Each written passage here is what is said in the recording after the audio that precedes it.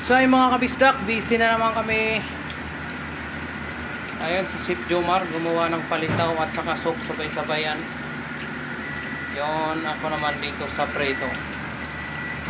So yan, ready na kami kasi 2 o'clock ang pick up nito. Banto, Manila Memorial again. Mukhang maraming ano doon, nagpatiwa kalata eh. So yung mga kabisdak, ang aming sweet and sour fish fillet and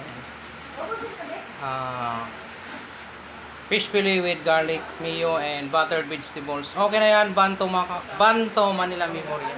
God na kaayo. So yung mga kabisdak, ang aming pork salpikaw. So yan, pick up na yan ni GC. Banto Manila Memorial din yan. Okay na kaayo. So yung mga kabisdak, ang aming lechong kawali, kare-kare. Good na yan at ready to pick up na. Okay kaayo, lami kayo. Banto Manila Memorial din yan. Itong gwapo naming driver, siyang magpipick up yan. Yan, mabait yan. Magdamag magtrabaho yan.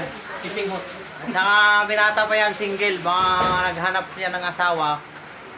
Pwede niyo siyang i-follow sa kanyang Facebook. JC Balostero. Hanapin niyo siya. Masipag yan, asawa na lang kulang daw. Ayun, walang lumalapit na chick sa kanya eh. Masipag yan, wag lang gugutumin. Wag mo lang gutumin kasi magwawala, yari ka. One love mga kabisdak. Yan ang si Chef Jomar. Pinakagwapong ano namin, kusinero. Nakasombrero pa yan. Ayan o. Nakakaniwala yung mga yan.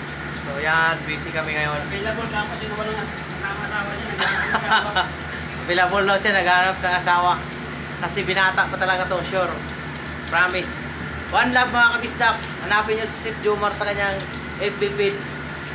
Yun, pwede nyo siyang i-chat doon. Okay kayo. Dahil binata pa to. Naway gabayan tayo ni Lord at bigyan ng kalakasan. Siya ang maghari sa puso natin.